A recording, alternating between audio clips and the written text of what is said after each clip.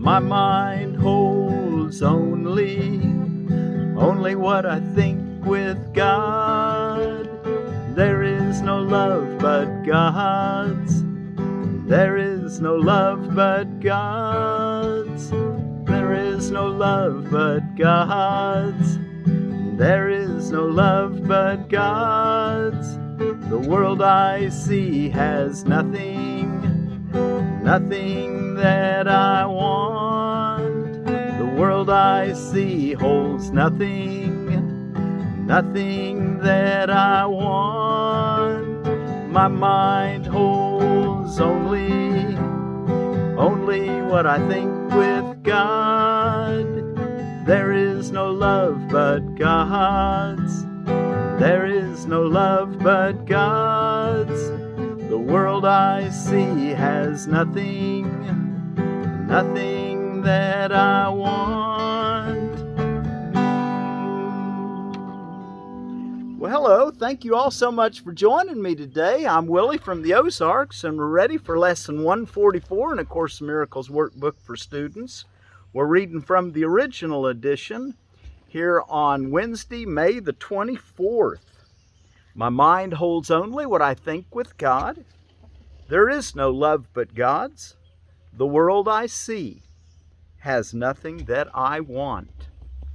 The world I see has nothing that I want. And of course, that's review of lessons 127 and 128. There is no love but God's. The world I see has nothing that I want. Let's go look at our text reading for today. And this is a particularly, a lot of ideas here that'll be very foreign to us. Not you, if you haven't studied these ideas before, it'll be foreign to you.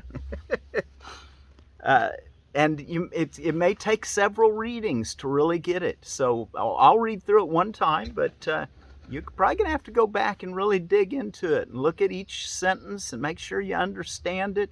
Read it 2 or 3 or 4 more times before it's really going to come into focus. It'll come though. Just give yourself the freedom to study it thoroughly, knowing that it'll come into focus. The Holy Spirit will use the words to bring it to your understanding. And we're ready, it's chapter 15, The Purpose of Time, section 8, The Holy Instant and Communication. And it's going to talk a lot in this lesson about how that the ego uses guilt, but that the Holy Spirit uses the innocent perception to foster communication. Okay, so we'll read that here in a moment. While you're turning there, let me tell you a little bit what on earth is going on today. What's Asparagus Day? So I'm sitting here underneath an Osage orange tree on the edge of my garden. Right behind me is a little asparagus patch I have, and so we'll talk about asparagus in a moment. It's Aviation Maintenance Technician Day, Brothers Day and Sisters Day, Emergency Medical Services for Children Day, International Tiara Day, International Women's Day for Peace and Disarmament. My son-in-law, Joe, once said that he thought that government should be run by women so that we would not have wars. And, it's been many years ago he said that, but I always thought, you know what? And that was I thought it was a good idea, good saying.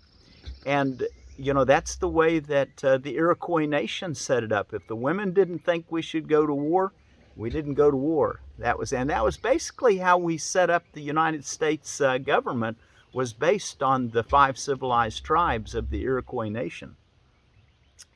Okay, National Escargot Day, cooked land snails, the French.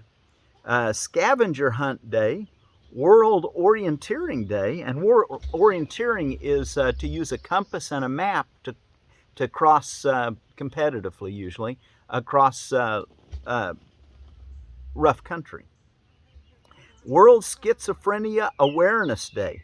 And I looked up what is the definition of schizophrenia, And I like this definition from the Mayo Clinic: a disorder that affects a person's ability to think, feel, and behave clearly. So, you know, from what we're learning, I think we're all affected by schizophrenia as humans, because we're using the ego as our guide. But we're learning that we want to take this ego alien journey, and we don't want to use the ego as our guide. Otherwise, it'll result in more fear. So we want to follow the Holy Spirit. Okay, asparagus. I found this on tastingtable.com and also Britannica. Asparagus, there are 5 main species of asparagus. Asparagus is the genus, and the variety that we generally eat is officinalis. That's the species. And Mary Washington is these ones I've got growing right here. And they're an all-female variety. And we'll talk about an all-male variety in just a moment. Asparagus beds can last for many years. Britannica said that they originated from Siberia to Africa. That was their native area. Not native to America, but they've naturalized here. And you can even find them wild in America now. There are over 300 varieties of asparagus, and just a few of common ones that are edible: green asparagus, white asparagus, Michigan asparagus, purple passion asparagus. Has a lot of anthocyanins in it. And I hope I'm saying that right. Warp and woof was that word yesterday. I think it was warp and woof. I was talking about weaving. Anyway, wild asparagus, Jersey giant asparagus. Here's a French one: Precoque d'Argenteuil asparagus. I think it's French. Might be Portuguese. Apollo asparagus and Mary Washington asparagus. Atlas and the Mary Washington and Jersey giant, which we'll talk about in a moment, I know are Asparagus officinalis. The rest of these, I'm not sure. I didn't take the time to look them up. Atlas asparagus and Viking KB3 asparagus, and then also I found on Edible Landscaping a Jersey giant asparagus that they offer. And it's where the Mary Washington's an all-female variety. The Jersey giant is a male asparagus, or at least the ones they sell are male variety. Jersey giant asparagus have extra large sprouts since no plant energy goes into seed production. Highly productive male plants are disease-resistant and adaptable. Plant sites should have good drainage. Space plants 18 inches apart, 3-foot wide perennial beds.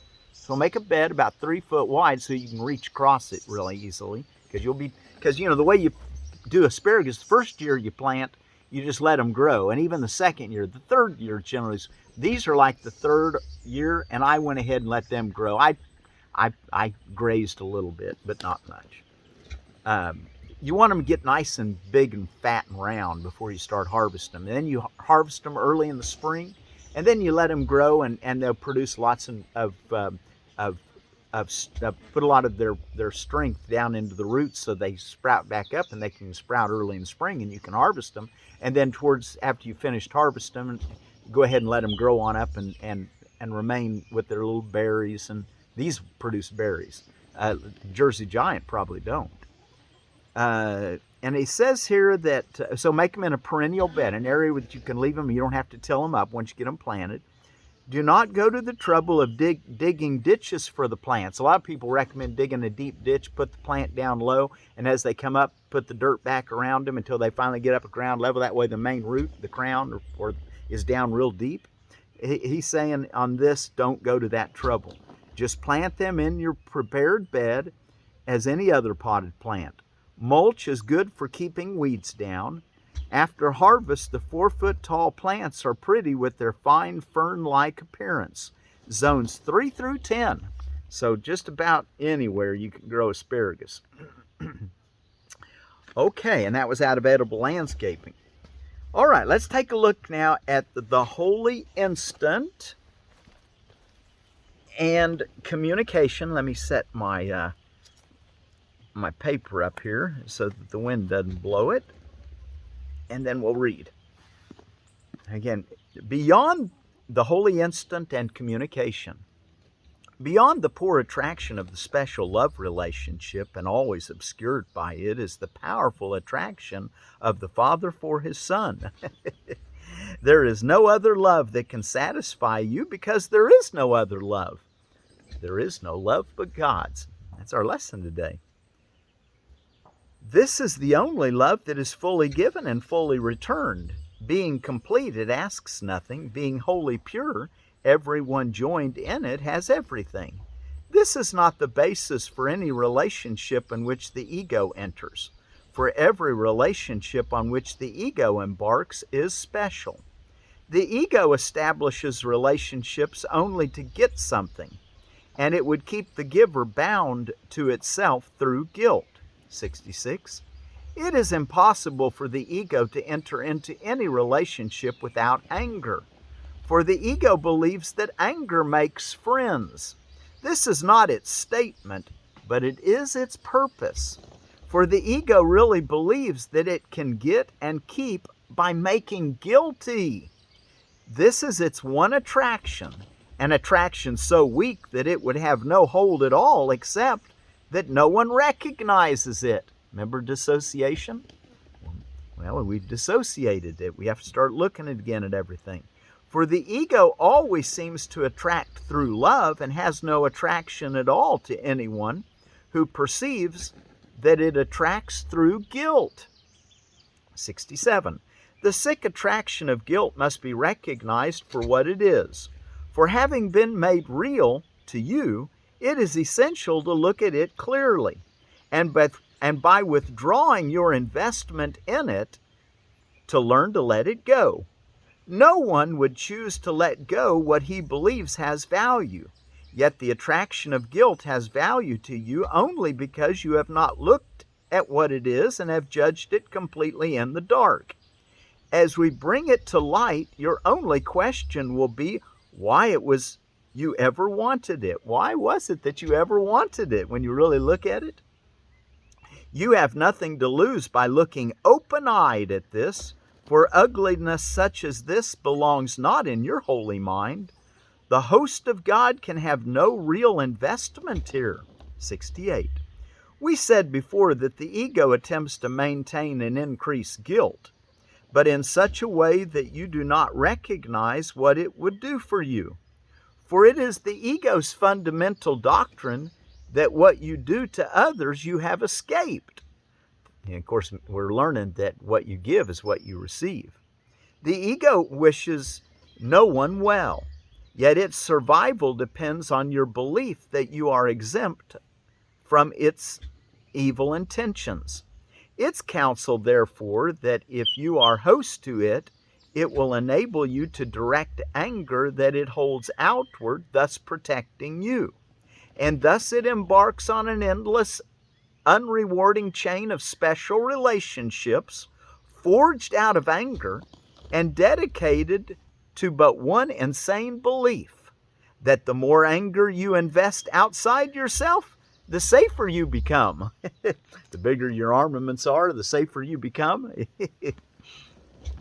69, which is insane, he says. It is this chain that binds the Son of God to guilt, and it is this chain the Holy Spirit would remove from his holy mind. For the chain of savagery belongs not around the chosen host of God, who cannot make himself host to the ego. In the name of his release and in the name of him who would release him, in the name of him who would release him, let us look more closely at the relationship which the ego contrives, and let the Holy Spirit judge them truly. For it is certain that if you will look at them, you will offer them gladly to him, the Holy Spirit. What he can make of them, you do not know, but you will become willing to find out if you are willing first to perceive what you have made of them. 70. In one way or another, every relationship which the ego makes is based on the idea that by sacrificing itself, it becomes bigger. The, end quote, sacrifice, which it regards as purification, is actually the root of its bitter resentment. For it would much prefer to attack directly and avoid delaying what it really wants. Yet the ego acknowledges reality as it sees it and recognizes that no one could interpret direct attack as love. Yet the ego acknowledges, in quotes, reality as it sees it and recognizes that no one could interpret direct attack as love. Yet to make guilty is direct attack, but does not seem to be. Yet to make guilty is direct attack. So you attack someone just by seeing them as guilty, but it does not seem to be. For the guilty expect attack, and having asked for it, they are attracted to it. For the guilty expect attack. So if you are seeing someone else as guilty, you're going to see yourself as likely being attacked. For the guilty expect attack, and having asked for it, they are attracted to it. 71. In these insane relationships, the attraction of what you do not want seems to be much stronger than the attraction of what you do want. For each one thinks that he has sacrificed something to the other and hates him for it. Yet this is what he thinks he wants.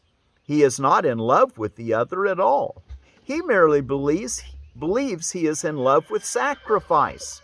For this sacrifice, which he demanded of himself, he demanded the other accept the guilt and sacrifice himself as well. Forgiveness becomes impossible, for the ego believes that to forgive another is to lose him. For it is only by attack without forgiveness that the ego can ensure the guilt which holds all its relationships together. So the ego needs the idea of guilt. It doesn't need forgiveness in order to hold its constellation of its perceptions intact. 72. Yet they only seem to be together. For relationships to the ego mean only that bodies are together. It is always physical closeness that the ego demands, and it does not object where the mind goes or what it thinks, for this seems unimportant to the ego. The ego just wants bodies together. It doesn't see that. Let's read it again. It is always physical closeness that the ego demands, and it does not object where the mind goes and what it thinks, for this seems unimportant. As long as the body is there to receive its sacrifice, it is content. To the ego, the mind is private, and only the body can be shared. Ideas are basically of no concern, except as they draw the body of another closer or farther. And it is in these terms that it evaluates ideas as good or bad. What makes another guilty and holds him through guilt is good. What releases him from guilt is bad, because he would no longer believe that bodies communicate, and so he would be gone. Gone in quotes. Now remember, this may be the way that we think, because we are being led by our egos until we get that, until we have its undoing by the Holy Spirit. And that's why it's so important that we look at these ideas and really understand them. 73. Suffering and sacrifice are the gifts with which the ego would bless, and that bless is in quotes because you're really not blessing you. Suffering and sacrifice are the gifts with which the ego would bless all unions. And those who are united at its altar accept suffering and sacrifice as the price of union. In their angry alliances, born of the fear of loneliness, and yet dedicated to the continuance of loneliness. What madness. In their angry alliances, born of the fear of loneliness, and yet dedicated to the continuance of loneliness, they seek relief from guilt by increasing it in the other, for they believe that this decreases it in them. The other seems always to be attacking and wounding them, perhaps in little ways, perhaps, and this is in quotes, unconsciously, yet never without demand of sacrifice. The fury of those joined at the ego's altar far exceeds your awareness of it. The fury of those joined at the ego's altar far exceeds your awareness of it. For what the ego really wants, you do not realize. 74. Whenever you are angry, you can be sure that you have formed a special relationship which the ego has, in quotes, blessed, for anger is its blessing. Oh my. Anger takes many forms. Anger takes many forms, but it cannot long deceive those who will learn that love brings no guilt at all. And what brings guilt cannot be love and must be anger. If you don't get a whole lot out of this chapter, at least get this, that if you'll let go of guilt, you'll begin to see. Let's read that again. Let's say, let go of guilt, which precipitates into anger. Anger takes many forms, but it cannot long deceive those who will learn that love brings no guilt at all. And what brings guilt cannot be love and must be anger. So don't say to your partner, you need to change. Matter of fact, we're learning we want to accept everything and change nothing. Isn't that how he said it yesterday? I love that saying. Let me back it up. Seek to change nothing and to accept everything. All anger is nothing more than an attempt to make someone feel guilty. And this attempt is the only basis which the ego accepts for special relationships. Guilt is the only need the ego has. And as long as you identify with it, guilt will remain attractive to you. 75. Yet remember this. To be with a body is not communication. To be with a body is not communication. And if you think it is, you will feel guilty about communication and will be afraid to hear the Holy Spirit, recognizing in His voice your own need to communicate. The Holy Spirit cannot teach through fear. And how can He communicate with you while you believe that to communicate is to make yourself alone? It is clearly insane to believe that by communicating you will be abandoned, and yet you do believe it. For you think that your minds must be kept private or you will lose them. And if your bodies are together, your minds remain your own. The union of bodies thus becomes the way in which you would keep minds apart. For bodies cannot forgive. They can only do as the mind directs. 76. The illusion of the autonomy of the body and its ability to overcome loneliness is but the working of the ego's plan to establish its own autonomy. As long as you believe that to be with a body is companionship, you will be compelled to attempt to keep your brother in his body, held there by guilt. And you will see safety in guilt and danger in communication. For the ego will always teach that loneliness is solved by guilt and that communication is the cause of loneliness. And despite the evident insanity of this lesson, you have learned it. 77. Forgiveness lies in communication as surely as damnation lies in guilt. It is the Holy Spirit's teaching function to instruct those who believe that communication is damnation, that communication is salvation.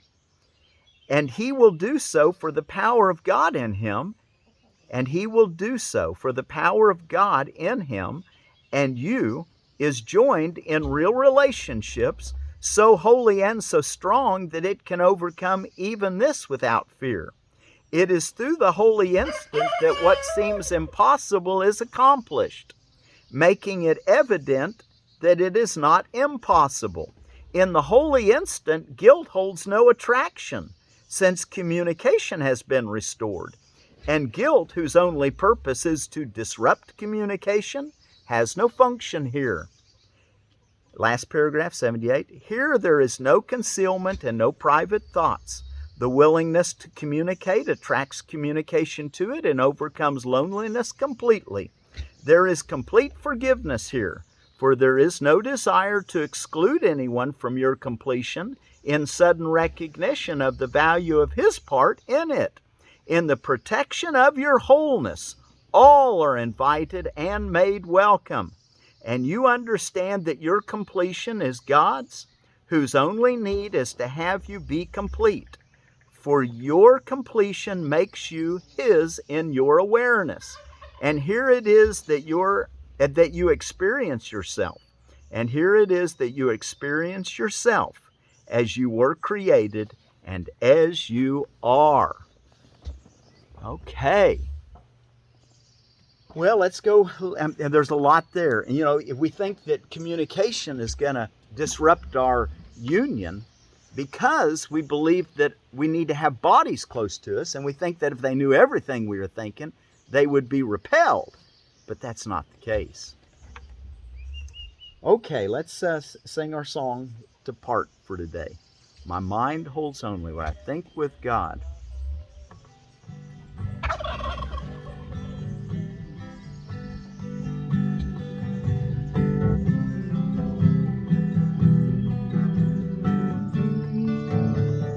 My mind holds only what I think with God.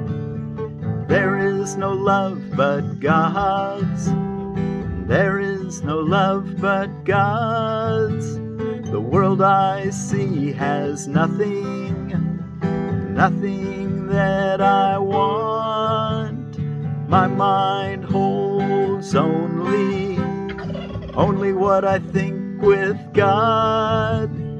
There is no love but God's. There is no love but God's. The world I see has nothing that I want. My mind holds only what I think with God. There is no love but God's. There is no love but God's. The world I see has nothing that I want. The world I see has nothing that I want. There is no love but God's. My mind holds only what I think with God. There is no love but God's. The world I see has nothing that I want. Be sure to do your 2 longer 5-minute periods, and then every hour of the day remind yourself, my mind holds only what I think with God. There is no love but God's. The world I see has nothing that I want.